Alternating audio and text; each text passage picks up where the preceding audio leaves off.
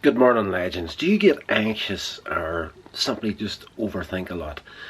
Try this. This is a random thought at this point, but I just thought I would share it with you.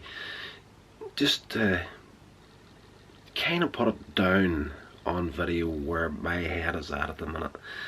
I was flipping through TikTok about 3 or 4 days ago, just randomly, whatever way the search engine works over there, it kind of keeps track of the sort of stuff that you watch, and then it'll suggest other similar videos. And I'm into my kind of motivational sort of stuff, and I'm flipping through one day. I think it was Monday morning past, and no, sorry, it was Friday past, and I was out for a break at work. I was flipping through TikTok, and this video come up, and for the life of me now, I can't find who it was, so I can't even give credit to where this idea came from on this video. But this guy pops up, and he's essentially saying about anxiety that, and there was this big guy, obviously well into the gym life, and he was like, he's never heard anybody talking about anxiety or complaining about anxiety while they're training, because they're burning off excess energy. So he was putting it down to, now I'm no expert, but he was putting it down to what it can be as the body creating extra energy that it needs to burn off. Now, I wouldn't say I've got hardcore anxiety. There's a few things in the past that brings it up for me every once in a while, and I do tend to overthink. Not so much these days, I'm getting a lot better with that, but the whole excess energy thing really stuck in my mind. And 2 nights this morning as well, I woke up at 1 o'clock in the morning and fairly restless. So I think that was a little bit of anxiety in there, a little bit of overthinking creeping in.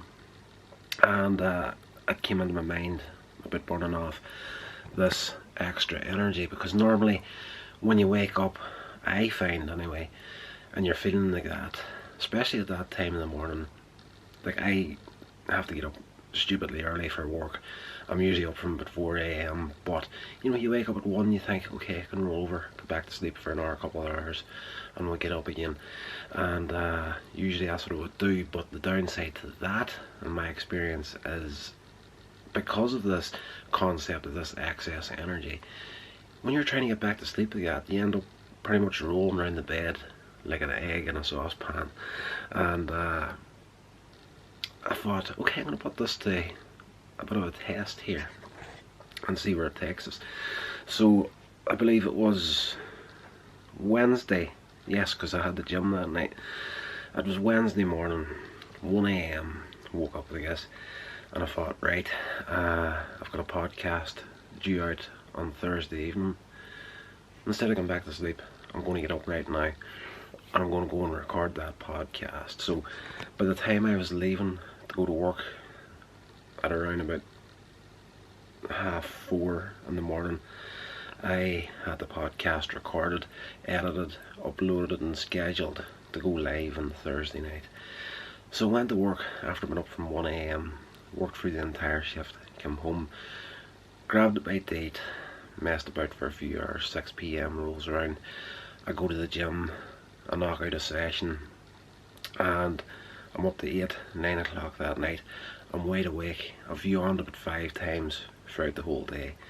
You're awake for quite a while there. But if I had have went back to sleep at that 1 o'clock part in the morning previous, I probably would have been half dead by the time I got to the end of the day, because I was going into that same sort of cycle of, waking up, feeling anxious, overthinking, trying to get back to sleep.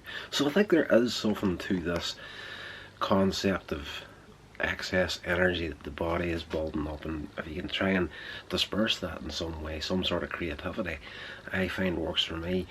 That one day has worked. Now, This morning, while I'm recording this video, I'm literally 10 minutes, if even that there, off, heading off to work again.